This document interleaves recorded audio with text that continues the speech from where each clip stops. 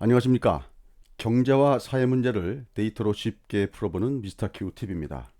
어제 영상에서 다소 미진한 부분이 있는 것 같아서 추가 영상을 올리려고 합니다.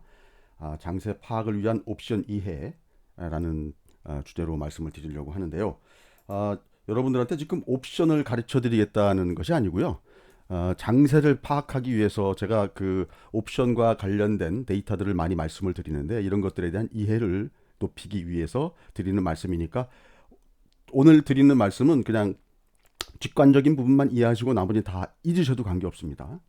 자, 보통 선물과 옵션 저희가 이제 제로섬 게임이라고 하는데요. 제로섬이라 하면 아시죠? 한쪽이 플러스가 나면 한쪽은 반드시 마이너스가 나는 합치면 제로가 된다는 그런 의미입니다. 우리나라 시장에서 보면 코스피 200 지수에서 파생되어서 나온 상품이라서 파생 상품을 하고요. 영어로는 그 디라이브에서 나온 단어죠. 데리버티브라고 합니다. 그래서 선물은 코스피 200 선물이고요. 369 12월이 만기입니다. 그리고 옵션은 코스피 200을 살 권리냐 팔 권리냐, 살 권리면 콜옵션, 팔 권리면 풋옵션이라고 하는데 이건 매달 만기가 돌아옵니다. 그리고 최근 들어서는 위클리 옵션이라고 해서 매주 만기가 도는 상품도 만들었는데요. 이건 다 잊을 수가 관계없습니다. 지금 뭐 제가 드리고자 하는 말씀은 옵션에 대한 상품을 말씀드리려고 하는데 왜냐하면 선물은 종합주가 지수하고 같이 움직인다고 보시면 되니까요. 근데 이제 옵션은 또 행사 가격을 어떻게 정하느냐에 따라서 왔다 갔다 하고 권리가 어떻게 되느냐 뭐 이런 것들인데 지금 드린 말씀은 또 다 잊을 수 관계없습니다. 자, 요거는 우리나라 옵션 시세를 복합적으로 이렇게 쭉 그려놓은 그래프인데 저 편인데요.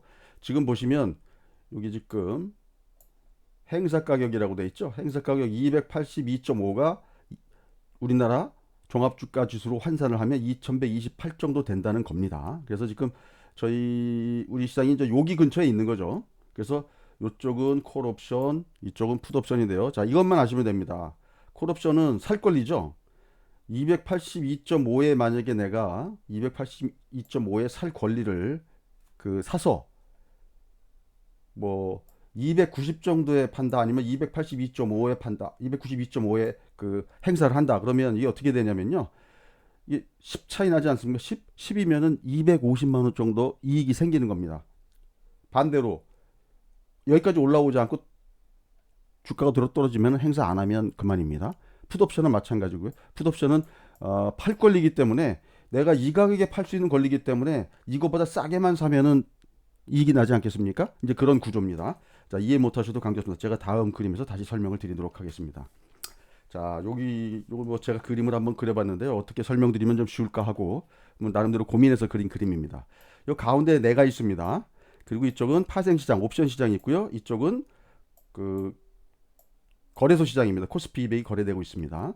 이 코스피 200은 결국 뭐에 따라서 결정되냐면 우리 종합주가지수에서 200종목만 추출해가지고 만든 지수이기 때문에 거의 종합주가지수하고 같이 움직인다고 보시면 되겠습니다. 자, 우선 살 권리라고 했죠. 살 권리이기 때문에 내가 사서 이 가격에 사가지고 팔면 되는 비싸게만 팔면 되는 겁니다. 그래서 자 보시면 옵션 시장에서 280에 코스피 200을 200 아까 뭐 282 정도 됐었는데요. 280으로 계산하기 좋게 280에 내가 우리가 보다 한 계약인데 뭐 저희끼리는 원래 업계에 있는 사람들 그냥 한 개라고 부릅니다. 옵션 한 개를 콜옵션 한 개를 샀어요. 그러니까 살 수 있는 권리죠. 만 원에. 자, 280에 살 수 있는 권리 샀으니까 살 수 있는 권리니까 280보다 위에만 팔면은 이익이 나겠죠. 자, 그래서 내가 이걸 사가지고 시장을 딱 갔습니다. 딱 보니까 290에 지금 되어 있습니다. 그러면 어떻게 됩니까? 코스피 200이 올라서 280 위에서 팔면 이익인데 290에 돼 있으니까 290에 팔면 되겠죠? 290에 팔면 나는 뭐냐면 280에서 290에 팔았으니까 10만큼 이익인 거죠. 이 10이면은 우리나라는 제도가 어떻게 되냐면요. 1이 25만 원입니다. 그래서 10포인트를 먹었기 때문에 250만 원 이익이 난 겁니다. 그러면 내가 처음에 살 때 만 원 들어간 거 빼면 249만 원 이익이 생기겠죠. 다음에 이제 풋옵션을 한번 말씀드리겠습니다. 풋옵션은 제가 팔 권리라고 말씀을 드렸죠. 자, 280에 자 여기서 내가 옵션 시장을 가가지고요. 280에 팔 수 있는 권리를 샀어요. 280에. 그러면 어떻게 하면 됩니까? 내가 다시 이렇게 거래소 시장 갔습니다. 가서 보니까 어라 얘가 지금 270에 거래되고 있어요. 그러면 어떻게 합니까? 내가 270에 사가지고 280에 있는 팔 권리가 있으니까 자 보시면 코스피 시장이 내려서 280 밑에서 사면 이익인데 270까지 떨어져서 내가 270에 사가지고 온 겁니다. 270에 사가지고 어떻게 됩니까? 280에 권리가 있으니까 팔면 되죠. 그러니까 얼마? 270에 사서 280에 팔기 때문에 10포인트만큼 이익이 생긴 거죠. 그러면은 1포인트가 25만 원이라고 그랬죠? 그럼 250만 원만큼의 이익이 생긴 겁니다. 자, 그러면 아까 이 옵션 살 때 우리가 만 원을 본전을 들이고 샀죠. 그래서 249만 원의 이익이 생긴 겁니다. 자, 이걸 그냥 간단하게 이렇게 생각하시면 된다. 내가 로또 복권을 만 원에 사가지고요. 249만 원이 남은 겁니다. 250만 원이 남았기 때문에 그 복권값 1만 원 빼고 249만 원. 자, 로또 복권 풋옵션 1만 원 사가지고요. 250만 원이 됐습니다. 그러니까 요 복권값 들어간 원전 빼니까 249만 원이 남게 되는 것이죠. 자, 그러면 아까 제로섬 게임이라고 그랬죠? 그러면 나의 옵션을 매도한 제가 여기서 콜옵션 한 개를 샀다고 그랬죠? 그럼 여기서 팔아준 상대가 있죠? 내가 이렇게 쭉 290에 팔고 와가지고 249만 원이 남았습니다. 그럼 이 상대방은 어떻게 됐을까요? 여기 지금 250만 원 내가 번 돈을 이 사람이 내줘야 돼요. 그래서 이 사람이 250만 원만큼 손실이 생깁니다. 판 사람은. 그 대신에 내가 여기 만 원, 이거 한 개 만 원에 샀기 때문에 아까 로또 말씀드렸죠? 이거 만 원에 샀기 때문에 요 만 원은 요 사람이 가져가는 거기 때문에 이 사람은 249만 원 손실이 생긴 겁니다. 반대로 요 밑에 풋옵션인 경우에도 마찬가지입니다. 내가 요렇게 가가지고 270에 사가지고 280에 팔아서 249만 원 이익이 남았어요. 여기 만 원인데 이거 100원을 잘못 만 원에 샀다가 아까 그 말씀드렸죠. 자, 그러면 이 사람은 어떻게 되죠? 똑같습니다. 여기서 250만 원 손실이 생겼고요. 대신 요 프리미엄 만 원을 내가 먹었기 때문에 249만 원만큼 손실이 생긴 겁니다. 이해되셨나요? 다음에는 내가 옵션을 매수했는데 손실이 나는 경우입니다. 자, 보시면 아까랑 똑같죠. 280에 만 원에 280에 행사할 수 있는 그 콜옵션 한 개 사가지고 시장에 딱 갔는데 보니까 어떻습니까? 270이 돼 있어요. 그 270에 매도하면 어떻습니까? 손해가 나죠. 그러면 어떻게 돼요? 행사 안 하면 되죠. 그러면 나는 뭐만 됩니까? 만 원만 손실입니다. 내가 처음에선 복권만 날리면 되는 겁니다. 반대로 풋옵션입니다. 풋옵션도 여기서 팔 권리를 딱 잡아놓고 시장에 딱 갔습니다. 가서 봤는데 290이 됐어요. 그럼 280 밑에서 팔아야지 돈이 남는 건데 290이니까 280 밑에서 사야 되는데 290이니까 290에 매수하면 손해가 나죠. 그러니까 행사를 안 해버리면 됩니다. 행사 안 하니까 요 처음에 샀던 복권 만 원, 옵션 만 원만 손실을 보면 되는 겁니다. 자, 그러면 사는 사람들은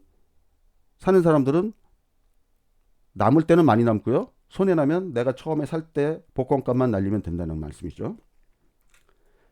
자, 그러면 이런 경우 상대방은 어떻습니까? 저한테 옵션을 팔아준 사람은 제가 만 원 손실을 받기 때문에요. 이 사람은 만 원 이익을 보게 되는 겁니다. 반대로 풋옵션도 마찬가지로 만 원 손실 받죠. 제가 그럼 이 사람은 만 원만 이익 봅니다. 이 사람은 손해 보면 크게 손해 보는데요. 이익이 나면은 요거 만 원밖에 이익이 안 나죠. 그래서 제가 한번 그 그림에 나왔던 내용들을 한번 말로 한번 설명드려 보겠습니다. 옵션을 매수한 내가 이익이 난 경우입니다. 콜옵션이든 풀옵션이든 1만 원에 만 원에 매수를 해가지고 아까 250만 원 이익이 나는 경우가 있었죠. 10포인트가 오른 경우에. 그랬더니 정산은 어떻게 됩니까? 250만 원에서 만 원, 그 복권상값 만 원 빼면 249만 원이 남았죠. 옵션을 매도한 상대방은 내가 이익 본 금액을 돌려줘야 되기 때문에 이 사람은 처음에 만 원 먹었는데 250만 원 돌려줘야 되기 때문에 이 사람은 249만 원 손실이 생긴 겁니다. 플러스 마이너스 제로가 되겠죠. 다음에 옵션을 매수한 내가 손실이 나는 경우입니다. 콜옵션이나 풀옵션이든 1만 원에 매수해 가지고 행사 안 하면 만 원만 손해 보면 그만입니다. 근데 옵션을 매도한 상대방은 요 만 원을 가져가는 게 되겠죠. 자, 다시 한번 말씀드립니다. 옵션을 매수한 나는 행사하여 이익이 나는 경우에는 만 원이 250만 원이 되고요. 행사를 못 하거나 안 하는 경우죠. 이 경우는 만 원만 손해 보면 됩니다. 그러니까 복권 매입한 거하고 같은 케이스가 됩니다. 반대로 저한테 옵션을 팔아준 사람은 어땠습니까? 한 개에 만 원 매도했죠. 그러니까 매수자가 이익이 나면 손실이 249만 원이 나고요. 옵션을 매수한 내가 손실이 나면 그 이익 만 원만 나는 겁니다. 그 만 원만 가져가는 거기 때문에요. 이게 굉장히 자, 그러면 저 다시 한번 말씀드립니다. 옵션 매수자는 이익이 나면 이론적으로는 무한대가 되고요. 손실이 나면 매수 금액만으로 한정됩니다. 복권 매입한 거와 같은 케이스고요. 옵션을 매도한 상대방은 매수한 사람이 이익이 나면 이 사람은 손실이 무한대로 늘어날 수가 있겠죠. 그 대신에 산 사람들이 손실이 생기면 그 매수 대금으로 한정된 금액만 가져가는 게 되겠습니다. 자, 어찌 보면 옵션을 매도한 사람들이 확실히 불리한 게임을 하는 것 같죠. 그죠? 근데 지금 우리 시장에서도 보면 옵션을 매도하는 사람은 개인 투자자라기보다는 주로 메이저 투자자들이 옵션 매도를 합니다. 왜냐? 우리가 굉장히 불리한 게임인 것 같지만요. 이게 옵션이가 확률 게임이기 때문에요. 옵션 매도자한테 굉장히 유리한 게임이 됩니다. 왜냐하면 첫 번째, 옵션을 매수한 사람의 매수 대금이 일단 누구 호주머니에 들어가냐? 옵션 매도한 사람한테 일단 주면서 시작합니다. 그러니까 이건 어떻게 됩니까? 확정 수익을 일단 잡고 가죠. 그죠? 그 다음에 확률적으로 매수자가 이기기 쉬운 상황이면 옵션 매도하는 사람이 자기가 손해볼 것 같은 장사를 안 하겠죠. 자기가 불리한 상황이면 값을 막 올리겠죠. 요 매수자의 매수 대금을 비싸게 팔아가지고 확정 수익을 키웁니다. 무슨 말씀인지 되셨겠죠? 자, 옵션 매도자는 자기네들한테 불리한 게임이라고 생각되면은 참가를 안 하겠죠. 그런 경우는 이 사자 팔자 호가 갭이 굉장히 큽니다. 그래서 그러니까 사는 사람들이 마음이 급하면 그 팔자 호가에 그냥 쫓아 올라가서 사야 되겠죠. 자, 그래서 메이저들은 확률적으로 자기네가 손해볼 장사를 안 합니다. 아니면 다른 어떠한 그 합성 상품을 만들어 가지고 위험을 회피하거나 그래서 자기네가 확정 수익을 만듭니다. 근데 얘들이 항상 그렇게 그 똑똑한 게임만 하느냐? 절대로 또 그렇지도 않습니다. 과거에 1995년도에 뭐 제가 이제 증권회사 있을 때인데 이때 뭐 자주간 그 저희 교육을 많이 시켰던 내용입니다. 그 베어링 증권의 그 릭 리슨이라는 사람이 이 옵션 양매도를 해가지고요. 그 옵션 양매도를 했다가 이게 그 시장이 변동성이 생기면서 그래서 회사를 완전히 말아먹은 사태가 있었습니다. 그래서 이 베어링이 회사가 파산이 됐어요. 그래서 그 베어링을 그때 아마 그 어디죠? ING인가요? ING에서 인수를 해서 그래서 그 회사 이름이 ING 베어링이 됐습니다. 이런 경우도 있었습니다. 자, 제가 그 S&P 500 일본 그래프인데요. 보시면 제가 방향과 속도에 대한 말씀을 좀 드리려고 하는 겁니다. 자, 떨어질 때는 이렇게 급히 떨어지죠. 올라갈 때는 어떻습니까? 이 급히 떨어졌기 때문에 어느 정도 속도로 급하게 올라오지만 보통 상승장은 어떻습니까? 이런 식으로 완만하게 오르는 게 그 대부분입니다. 떨어질 때는 이렇게 급히 떨어지고 올라갈 때는 이렇게 완만하게 올라가는 그런 경향을 보인다는 거죠. 자, 그래서 아까 보여드린 그래프인데 편인데요. 여기서 이런 식으로 급하게 만약에 각 지수가 올라가면은 종합주가 지수가 여기서 이런 식으로 막 2200대까지 막 급하게 막 올라가면은 어떤 일이 발생되냐면 올라가면 이익이 나는 상품을 사람들이 막 살려고 하겠죠. 첫 번째, 매수자가 막 달려들겠죠. 두 번째, 어떤 매수자가 또 있냐면요.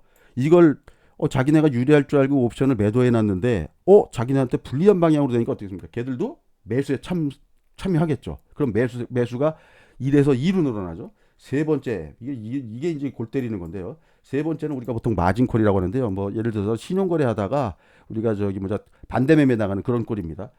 이런 경우가 나올 수가 있거든요. 그럼 옵션을 매도해놨던 사람들이 매도해놨던 메이저들 중에서 그 마진콜이 나오는 경우가 생길 수 있거든요.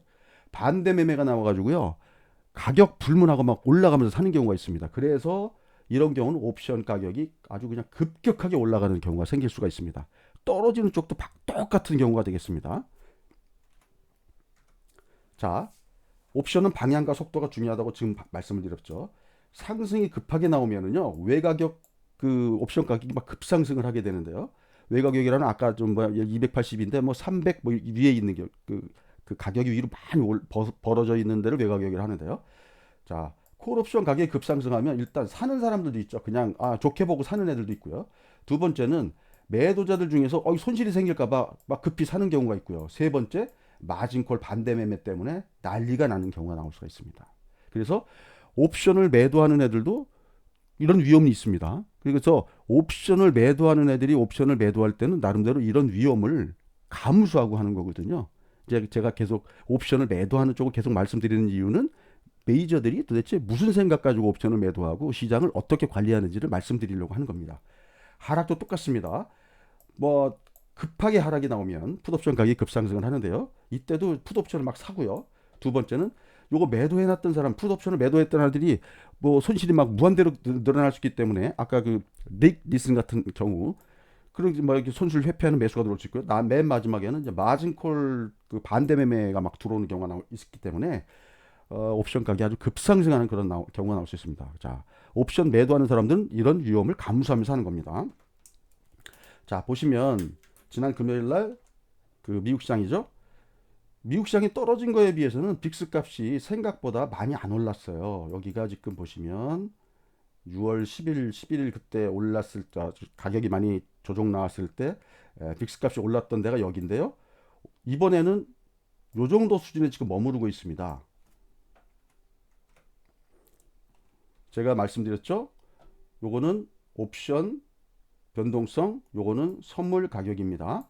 주로 선물 가격은 앞에 마이너스가 붙었으니까 선물 가격하고는 반대 방향이고요. 여기는 플러스니까 이건 같은 방향이라고 말씀을 드렸습니다.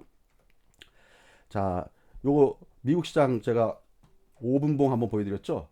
S&P가 이렇게 빠지고 이렇게 빠지고 이렇게 빠지고 빠졌습니다. 근데 요 빅스 값 5분 차트입니다. 요건 어떻습니까? 왔다 갔다 왔다 갔다 하고요. 이때 내려갈 때 올라갔다가 얘는 계속 떨어졌는데 얘는 어떻습니까? 맨 마지막에 쭉 내려오면서 끝났죠. 이거로. 자, 빅스 값이 내려왔다는 얘기는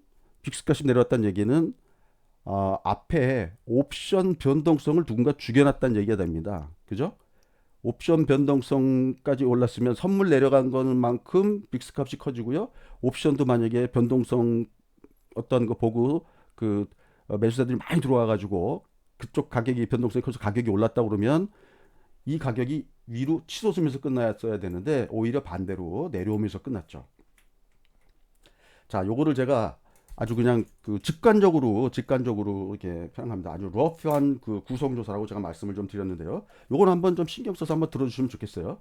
자, 아까 보신 바와 같이 빅스 값을 구성하는 요소 중에 그냥 러프하게 제가 옵션의 변동성 요 말씀드렸죠. 요거는 옵션 가격이 높아지면 같은 방향으로 움직인다고 말씀드렸죠.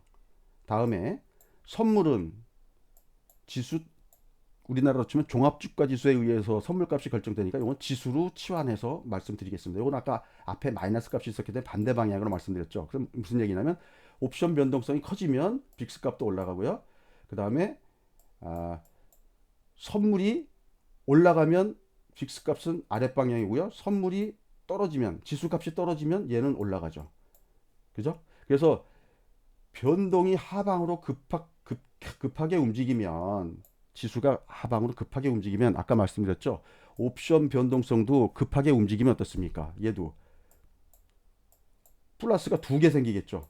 하나만 나오는 게 두 개. 더 급하게 움직인다고 말씀드렸죠. 그러니까 지수가 플러스만큼 지수가 떨어진 한 개만큼 떨어졌는데 옵션은 두 개 정도 올라가죠. 그래서 실제로 빅스 값은 세 개가 나와야 되는데 플러스가 세 개가 나와야 되는데 예를 들어서 이런 경우를 한번 보시죠. 변동이 하방으로 급하게 움직이는데 선물이 이만큼 움직였어요. 하나만큼요. 근데 옵션 변동성이 제로가 나와서 얘가 하나밖에 안 움직였거나 아니면은 얘가 플러스 하나만 나와서 여기가 플러스 두 개 정도만 나왔다. 그러면 어떤 상황을 생각해 볼 수 있냐면요. 옵션 시장에서 옵션 가격이 많이 안 오른다는 얘기는 사자 팔자에 의해서 결정되지 않습니까? 그러니까 사자 힘이 약하든 아니면 팔자 힘이 강하든 둘 중에 하나겠죠. 자, 매도세가 강하다는 합리적 추론이 가능하다는 말씀입니다. 이 얘기는 시장 변동이 크지 않다고 우리가 합리적으로 추론해 볼 수 있다는 말씀이 되겠죠. 지금 지난 금요일 날 미국 시장에서의 움직임이 이런 움직임이었다라고 제가 말씀을 좀 드리는 겁니다. 자, 그래서 종합적으로 제가 어저께 영상에서 말씀드렸던 거죠. 미국 시장이 위클리 옵션이 하락을 마감을 했는데, 자 보시면 빅스 값은 하락 중에도 옵션 가격 변동성은 좀 진정되는 흐름이었다. 제가 아까 차트로 보여드렸죠. 그 다음에 풋 콜레이션은 어저께 이제 1.07이라고 말씀 좀 드렸습니다. 달러 인덱스도 소폭 강세였지만 시장을 겁줄 정도는 아니었고요. 미국 10년물도 강세였는데 이 강세는 뭐 반기말 자산 배분 등 뭐 이런 어떤 요인들이 있어서 강한 부분이 있다라고 말씀 좀 드렸습니다. 그래서 전체적으로는 안정성을 선호하는 지표들이 우세를 보였는데 그러나 빅스 값이나 이런 그 차트 값에서 보면 진정세 흔적도 보였다고 제가 말씀을 좀 드렸습니다. 다른 언어로 거대한 유동성이 현재 시점에 첫 번째 호흡 조절 중이냐, 두 번째 후퇴 중이냐, 세 번째 퇴장하며 불이야 외치는 중이냐, 이 세 가지 경우를 놓고 봤을 때 지금 파생 시장의 포지션을 놓고 보면 세 번째 퇴장하며 불이야 외치는 중은 아닌 것 같다는 말씀을 좀 드리는 겁니다. 이건 뭐냐면 3월달과 같은 급격한 하락을 말씀을 좀 드리는 경우가 되겠죠. 그러면 첫 번째, 두 번째 지금 호흡 조절 중이거나 좀 일부 후퇴하는 그런 중이 아니겠느냐라는 판단을 하게 되는 것이죠. 그래서 제가 어제도 말씀드렸던 바이오 그리고 성장주에 대해서 말씀을 좀 드리면요. 장세는 지금 호흡 조절 또는 일부 후퇴 중이니까요. 공격 앞으로 분위기보다는 약간 쿨다운된 분위기일 거다라는 말씀을 좀 드리는 겁니다. 그래서 지금 다시 확진자가 늘어나기 때문에 그 바이오 쪽에서는 진단이나 치료제, 백신 관련주 쪽으로 그 다음에 또 시선이 좀 갈 가능성이 좀 있고요. 또는 지금 성장주들이 그동안 상승에 대한 조정을 좀 받고 있기 때문에 그동안 소외됐던 통신이나 지난 금요일에 약간 뭔가 플러스를 보였는데요. 통신이나 전력 등 이런 종목들 쪽으로도 시선이 좀 들어갈 가능성이 좀 있어 보인다라는 말씀을 좀 드리겠습니다. 시장이 좀 안정되면은요. 우리 저 알테오젠이 한번 어떻게 하면 돈을 버는지 한번 보여줬지 않습니까? 그래서 신약 개발 플랫폼을 갖고 있는 그런 강자들이 한번 좀 크게 부각되는 그런 장이 나올 수가 있겠죠. 근데 지금 시장이 안정되는 그런 어떤 사인은 전에도 한번 제가 말씀드렸지만 좀 지금 확진자라든지 그 다음에 리오픈에 대한 어떤 좀 우려 뭐 등등 이런 것들에 대한 것들이 좀 시장을 지배하고 그리고 또 최근 들어서는 중간 정도의 어떤 악재라고 봤지만 뭐 트럼프가 좀 재선이 좀 어려워지는 게 아니냐라는 그런 또 얘기들 이런 것들까지도 지금 뭐랄까 시장의 노이즈로 지금 작용을 하고 있기 때문에 그래서 그런 것들이 어느 정도 좀 제거시킬 수 있는 뭐 예를 들어서 백신 임상 데이터가 좋게 나온다든지 이런 어떤 시장 조치 사항이 나오거나 아니면 좋은 뉴스 플로우가 나오면서 시장이 고개를 쳐들면 그럼 다시 시장이 좀 안정권으로 들어갈 수 있다고 볼 수 있겠습니다. 그래서 시장이 안정되면 그때는 신약 개발 플랫폼 강자들 쪽으로 한번 관심을 가져보는 것도 좋겠다. 그때 한번 좀 시세를 좀 주지 않겠냐 이렇게 좀 생각을 하고 있습니다. 그리고 어제 제가 말씀드린 내용 중에 뭐 혹시 시간이 되시면 KB증권의 이은택 연구원이 이 사람이 뭐 이은택이 그린 뭐 전략인가 뭐 그림으로 설명하는 전략에서 이그전이라고 보통 이제 그동안 글을 많이 썼었는데요. 이 친구 굉장히 뭐랄까 좀 샤프하게 좀 시장을 잘 설명하는 그런 저 친구라서 죄송합니다. 이런 그런 분입니다. 그래서 이분이 또 방송한 유튜브 방송한 내용도 있으니까 한번 들어보시면 좀 시장을 이해하시는데 큰 그림을 그리는데 굉장히 도움이 되시지 않을까 이렇게 생각을 합니다. 오늘 내용도 마음에 드셨다면 구독, 알림, 좋아요 부탁드리겠습니다. 감사합니다.